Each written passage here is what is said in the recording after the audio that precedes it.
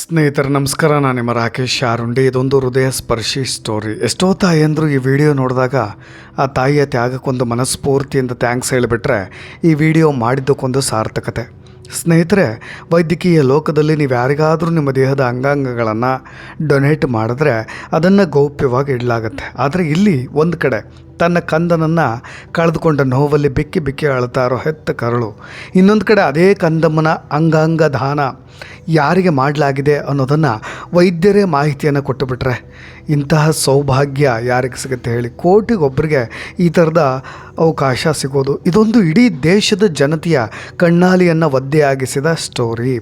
ಈ ಅಪರೂಪದ ಕ್ಷಣವನ್ನು ಕಂಡು ಇಡೀ ತಾಯಿಯ ಮನುಕುಲವೇ ಹೆಮ್ಮೆಯನ್ನು ಪಟ್ಟಿತು. ತನ್ನ ಕಂದನ ಅಂಗಾಂಗ ದಾನಿ ಯಾರು ಅನ್ನೋದನ್ನು ತಿಳಿದ ತಕ್ಷಣ ಅದನ್ನು ಎತ್ಕೊಂಡು ಮುದ್ದಾಡಿದ ಕ್ಷಣ ಕಂಡು ವೈದ್ಯರೇ ಕಣ್ಣೀರು ಹಾಕಿಬಿಟ್ರು. ಏನೇ ಆಗಲಿ ಎತ್ತ ಕಳ್ಳಲ್ವಾ. ಎಷ್ಟೋ ದಾನಿಗಳು ಸತ್ತ ನಂತರವಾದರೂ ತಾವು ಪ್ರೀತಿಸಿದವರು ಜೀವಂತವಾಗಿರಲಿ ಅಂತ ಹೇಳಿ ಅಂಗಾಂಗ ದಾನ ಮಾಡಲಿಕ್ಕೆ ಮುಂದಾಗ್ತಾರೆ. ಆದರೆ ಆ ಗೌಪ್ಯತೆ ರಿವೀಲ್ ಆಗಿಬಿಟ್ರೆ ಎಲ್ಲಿ ಪದೇ ಪದೇ ಅವ್ರನ್ನ ನೋಡೋದು, ಅಟ್ಯಾಚ್ಮೆಂಟ್ ಬೆಳೆಸ್ಕೊಳ್ಳೋದು, ಎಮೋಷ್ನಲ್ ಆಗಿ ಅವರೊಂದಿಗೆ ಭಾವನಾತ್ಮಕವಾಗಿ ವರ್ತಿಸೋದು ಕಿರಿಕಿರಿ ಆಗಬಹುದು ಅಂತ ಹೇಳಿ ಅದನ್ನು ರಿವೀಲ್ ಮಾಡಲಿಕ್ಕೆ ಹೋಗೋದಿಲ್ಲ. ಆದರೆ ಇಲ್ಲಿ ವೈದ್ಯರೇ ಮಾನವೀಯತೆಯ ಆಧಾರದ ಮೇಲೆ ಆ ತಾಯಿಗೆ ಇಂಥದ್ದೊಂದು ಅವಕಾಶವನ್ನು ಕಲ್ಪಿಸಿಕೊಟ್ರು. ಓಕೆ, ನೀವು ಮಾಡಿರ್ತಕ್ಕಂಥ ಅಂಗಾಂಗವನ್ನು, ನೀವು ಯಕೃತ್ತನ್ನು ಯಾರಿಗೆ ದಾನ ಮಾಡಿದ್ದೀರೋ ಆ ಮಗು ಇದೆ ಅಂತ ಹೇಳಿ ಹೆತ್ತ ತಾಯಿಗೆ ತಿಳಿಸಿಕೊಟ್ಟುಬಿಟ್ರು. ಆ ಕ್ಷಣ ಇದೆಯಲ್ಲ, ಅದು ನಿಜಕ್ಕೂ ಈಗ ನೋಡಿ, ಈ ಕೇಸ್ಗೆ ಸಂಬಂಧಪಟ್ಟ ಹಾಗೆ ಪ್ರಧಾನಮಂತ್ರಿಯವರು ನರೇಂದ್ರ ಮೋದಿಯವರು ಕೂಡ ರಿಯಾಕ್ಟ್ ಮಾಡಿದ್ರು ಮನ್ ಕಿ ಬಾತ್ನಲ್ಲಿ. ಜೊತೆಗೆ ಇಡೀ ಕೇರಳ ಮರುಗು ಬಿಡ್ತು. ಜೊತೆಗೆ ಅನೇಕ ತಾಯಂದರು ಇದನ್ನು ನೋಡಿ ಕಣ್ಣೀರು ಹಾಕಿದವರಿದ್ದಾರೆ. ಯಾವ ತಾಯಿಗೂ ಕೂಡ ಈ ಥರದ ಪರಿಸ್ಥಿತಿ ಬರಬಾರ್ದು ಅಂತ ಹೇಳಿದವರಿದ್ದಾರೆ. ಯಾಕೆಂದರೆ ರಸ್ತೆ ಅಪಘಾತದಲ್ಲಿ ಮೆದುಳು ನಿಷ್ಕ್ರಿಯಗೊಂಡು ಸಾವನ್ನಪ್ಪದಂಥ 9 ತಿಂಗಳ ಪುಟ್ಟ ಅಲಿನ್ ಶೆರಿನ್, ನಿಮಗೆಲ್ರಿಗೂ ಕೂಡ ಗೊತ್ತಿರ್ಬೋದು, 1-2 ತಿಂಗಳ ಹಿಂದೆ ನಡೆದಂಥ ಘಟನೆ. ಇಂದು 5 ಕುಟುಂಬಗಳ ಪಾಲಿಗೆ ದೇವರಾಗಬಿಟ್ಲು ಅಂತ. 2025 ಫೆಬ್ರವರಿ 5ರಂದು ಕೊಟ್ಟಾಯಂನ ಪಲ್ಲಂ ಜಂಕ್ಷನ್ ಬಳಿ ಕೇರಳದ ಪಟ್ಟಣಂತಿಟ್ಟ ಜಿಲ್ಲೆಯ ಅಲಿನ್ ಶೆರಿನ್ ಅಬ್ರಾಹಂ ಎನ್ನುವ ಮಗು ತಂದೆ ತಾಯಿ ಜೊತೆಗೆ ಹೋಗ್ತಾ ಇತ್ತು. ಅಲ್ಲಿ ನಡೆದಂಥ ಭೀಕರ ಕಾರು ಅಪಘಾತ. ಅಲಿನ್ ತಲೆಗೆ ಗಂಭೀರ ಗಾಯವಾಗಿಬಿಡುತ್ತೆ. ತಿರುವಲ್ಲ ಮತ್ತು ಕೊಚ್ಚಿಯ ಅಮೃತ ಆಸ್ಪತ್ರೆಯಲ್ಲಿ ಸತತ ಚಿಕಿತ್ಸೆಯನ್ನು ನೀಡಲಾಗುತ್ತೆ, ಆದರೆ ಫಲಕಾರಿ ಆಗಲೇ ಇಲ್ಲ. ಫೆಬ್ರವರಿ 10ರಂದು ಅದೇ ಪುಟಾಣಿ ಕಂದಮ್ಮನ ಮೆದುಳು ನಿಷ್ಕ್ರಿಯಗೊಂಡು ಮೃತಪಟ್ಟಿರೋದಾಗಿ ವೈದ್ಯರು ಕೂಡ ಘೋಷಣೆ ಮಾಡಿಬಿಡ್ತಾರೆ. ತನ್ನ ಮಗು ಇನ್ನಿಲ್ಲ ಅನ್ನೋ ಸತ್ಯ ತಿಳಿದ ಪೋಷಕರಾದಂಥ ಅರುಣ್ ಮತ್ತು ಶೆರಿನ್ ತಮ್ಮ ಮಗಳ ಅಂಗಾಂಗಗಳು ಬೇರೆ ಮಕ್ಕಳ ಜೀವವನ್ನು ಉಳಿಸಲಿ ಅನ್ನೋ ಮಹತ್ವದ ನಿರ್ಧಾರವನ್ನು ತಳೆದು ಅಂಗಾಂಗ ದಾನಕ್ಕೂ ಕೂಡ ಮುಂದಾಗ್ತಾರೆ. ಕೇರಳದ ಅತ್ಯಂತ ಕಿರಿಯ ಅಂಗಾಂಗ ದಾನಿ ಅನ್ನೋ ಹೆಗ್ಗಳಿಕೆಗೂ ಕೂಡ ಅಲಿನ್ ಪಾತ್ರಳಾಗ್ತಾಳೆ. ಸ್ನೇಹಿತರೆ, ಭೂಮಿಯ ಮೇಲೆ 1 ವರ್ಷವೂ ಕೂಡ ಪೂರ್ಣವಾಗಿ ಕಳೆದಂಥ ಪುಟಾಣಿ ಕಂದಮ್ಮ ಅದು. ಇವತ್ತು 4ವರಿಗೆ, ಅಂದರೆ ಆರಂಭದಲ್ಲಿ 5 ಜನರಿಗೆ ಅನ್ನಲಾಗಿದ್ದು 4ವರಿಗೆ ಹೊಸ ಬದುಕನ್ನು ಕೊಟ್ಟಿದೆ. ರಸ್ತೆ ಅಪಘಾತದಲ್ಲಿ ಅಲಿನ್ ಶೆರಿನ್ ಅನ್ನೋ ಮಗು ಮೃತಪಟ್ಟ ತಕ್ಷಣ ಬಹಳಷ್ಟು ಜನರಿಗೆ ಆತಂಕ ಆಗಿತ್ತು, ಆಘಾತ ಆಗಿತ್ತು. ಅಟ್ಲೀಸ್ಟ್ ಕೋಮಾಗಿ ಹೋದ್ಮೇಲೆ ಬದುಕು ಬರಬಹುದು, ಮೆದುಳು ನಿಷ್ಕ್ರಿಯ ಆದಮೇಲೆ ಅಂದರೆ ಸಾಧ್ಯವಾಗಲಿಲ್ಲ. ಆದರೆ 4ವರ ಬಾಳಿನಲ್ಲಿ ಆಶಾಕಿರಣವಾಗೋ ಮುಖಾಂತರವಾಗಿ ಇವತ್ತು ಆ ಪುಟ್ಟ ಕಂದಮ್ಮ ಬದುಕಿದೆ. 4 ಜನರ ಹೊಸ ಬದುಕು ಕೊಟ್ಟಂಥ ಪುಟ್ಟ ಕಂದಮ್ಮಕ್ಕೆ ಇವತ್ತೆಲ್ಲರೂ ಕೂಡ ಎದ್ದು ನಿಂತು ಸಲ್ಯೂಟ್ ಮಾಡ್ತಿದ್ದಾರೆ. ವೈದ್ಯಕೀಯ ಇತಿಹಾಸದಲ್ಲೇ ಇದು ದಾಖಲೆಯಾಗಿ ಮಾರ್ಪಟ್ಟಿದೆ. ಸಂಕಷ್ಟದ ಸಮಯದಲ್ಲೂ ಕೂಡ ಮಗುವಿನ ಪೋಷಕರು ತೆಗೆದುಕೊಂಡ ನಿರ್ಧಾರದಿಂದ ಇದು ಸಾಧ್ಯವಾಗಿದ್ದು ಅನ್ನೋದಕ್ಕೆ ಎಲ್ಲರೂ ಕೂಡ ಆ ಪೋಷಕರನ್ನು ಹೆಮ್ಮೆ ಪಡ್ತಾ ಇದ್ದಾರೆ, ಗರ್ವ ಪಡ್ತಾ ಇದ್ದಾರೆ. ಕುಟುಂಬದವ್ರಿಗೂ ಕೂಡ ಅದೇ ರೀತಿಯಾದಂಥ ಪ್ರೀತಿಯ ಅಕ್ಕರೆ ಕೂಡ. ನೋಡಿ, ಆ ಪುಟಾಣಿ ಕಂದಮ್ಮನ ಹೃದಯ, ಕಿಡ್ನಿ, ಕಣ್ಣು ಮತ್ತು ಯಕೃತ್ ಎಲ್ಲವನ್ನು ಕೂಡ ದಾನ ಮಾಡಲಾಯಿತು. ಸಾಮಾನ್ಯವಾಗಿ ಅಂಗಾಂಗ ಪಡೆದವರ ವಿವರವನ್ನು ಕೂಡ ಗೌಪ್ಯವಾಗಿಡಲಾಗುತ್ತೆ ಅಂತ ನಾನು ಆರಂಭದಲ್ಲಿ ಹೇಳಿದೆ. ಆದರೆ ಅಲಿನ್ ಹೆತ್ತವರ ತ್ಯಾಗಕ್ಕೆ ಗೌರವವನ್ನು ಸಲ್ಲಿಸಬೇಕು ಅನ್ನೋ ಕಾರಣದಿಂದಲೇ ತಿರುವನಂತಪುರಂನ ಕಿಮ್ಸ್ ಹೆಲ್ತ್ ಆಸ್ಪತ್ರೆಯಲ್ಲಿ ಯಕೃತ್ತನ್ನು ಪಡೆದು ಬದುಕುಳಿದಂಥ ಮಗುವಿನ ಭೇಟಿಗೆ ಅವಕಾಶ ಕೊಡಲಾಗಿತ್ತು.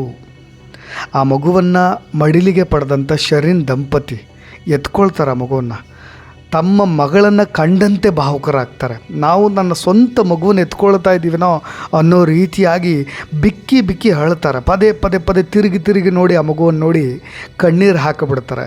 ಇತ್ತ ಅವರ ಪತಿ ಸಮಾಧಾನ ಮಾಡ್ತಾರೆ ಸ್ವಂತ ಹೆಂಡತಿಗೆ. ಅಂಗಾಂಗ ಪಡೆದಂಥ ಮಗುವಿನ ಹೆತ್ತವರು ಕೂಡ ಅಲಿನ್ ಪೋಷಕರ ಪಾದಕ್ಕೆ ನಮಸ್ಕಾರ ಮಾಡಿ ಕೃತಜ್ಞತೆಯನ್ನು ಸಲ್ಲಿಸ್ತಾರೆ. ಆ ಕ್ಷಣ ಇಡೀ ಆಸ್ಪತ್ರೆಯಲ್ಲಿದ್ದವರ ಕಣ್ಣಲ್ಲಿ ನೀರು ತರಿಸ್ತಕ್ಕಂಥ ಕ್ಷಣ. ವೈದ್ಯರು ಕೂಡ ಭಾವುಕರಾಗ್ತಾರೆ. ಹೆತ್ತ ಕಂದನನ್ನು ಕಳೆದುಕೊಂಡ ಅತೀವ ನೋವಿನ ನಡುವೆಯೂ ಆ ಕಂದನ ಮುಖಾಂತರವಾಗಿ ಮತ್ತೊಂದು ಪುಟಾಣಿಗೆ ಮರುಜೀವ ನೀಡಿದಂಥ ಕೇರಳದ ದಂಪತಿಯ ಮಾನವೀಯತೆಗೆ ಇಡೀ ದೇಶದ ಕಣ್ಣಾಲಿಗಳು ಕೂಡ ಒದ್ದೆಯಾಗಿವೆ. ನೋಡಿ, ಮರಣ ಅನ್ನೋದು ಬದುಕಿನ ಅಂತ್ಯ ಅಲ್ಲ, ಅದು ಮತ್ತೊಂದು ರೂಪದ ಆರಂಭ ಅನ್ನೋ ಮಾತಿಗೆ ತಕ್ಕನ ಹಾಗೆ ಇವತ್ತು ಕೇರಳದ 10 ತಿಂಗಳ ಮಗು ಅಲಿನ್ ಸಾಕ್ಷಿಯಾಗಿರೋದು. ಆಟವಾಡಬೇಕಾಗಿದ್ದಂಥ ಕಂದಮ್ಮ, ಅದು ಆಟವಾಡಬೇಕಾಗಿದ್ದಂಥ ವಯಸ್ಸು, ವಿಧಿಯ ಆಟಕ್ಕೆ ಬಲಿಯಾಗಿದ್ದು.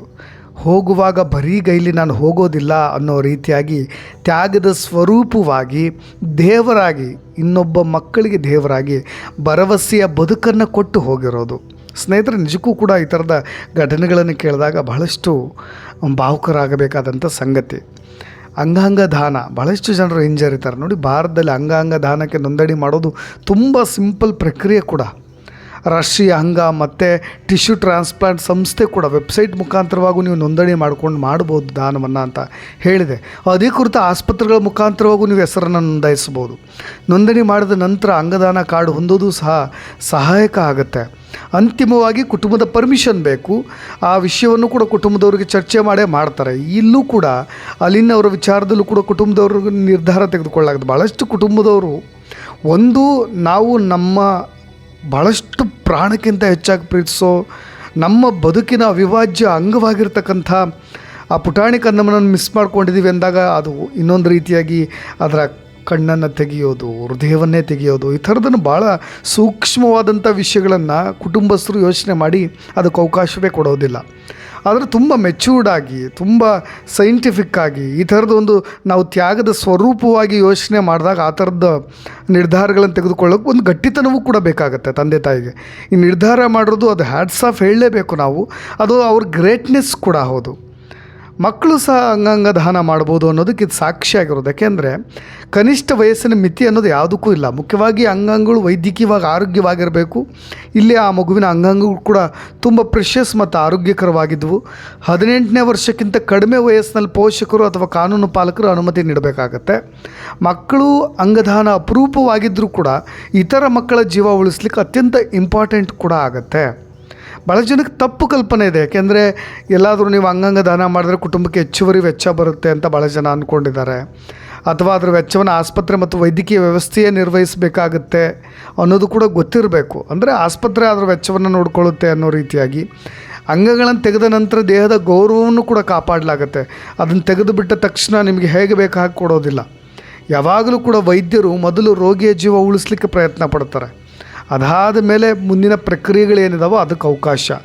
ನಮಗೆ ಈ ಬ್ರೈನ್ ಡೆತ್ ಆದಾಗ ವೈದ್ಯಕೀಯ ಮತ್ತು ಕಾನೂನು ಪ್ರಕಾರ ಅದು ಮರಣ ಅನ್ನೋದನ್ನು ಕನ್ಫರ್ಮ್ ಮಾಡ್ಕೊಂಡ ನಂತರವೇ ಅವ್ರು ನೀವು ದಾನ ಮಾಡ್ಬೋದಾ ಇಲ್ವಾ ಅನ್ನೋದನ್ನು ತಿಳಿಸೋದು. ಅದಕ್ಕಿಂತ ಮುಂಚೆ ಅವರೇನು ನಿಮ್ಮ ಹತ್ರ ಬಂದು ರಿಕ್ವೆಸ್ಟ್ ಮಾಡ್ಕೊಳ್ಳೋದಿಲ್ಲ. ಆದರೆ ಆ ಥರದ್ದು ಏನೂ ಕೂಡ ಆಗೋದೂ ಇಲ್ಲ.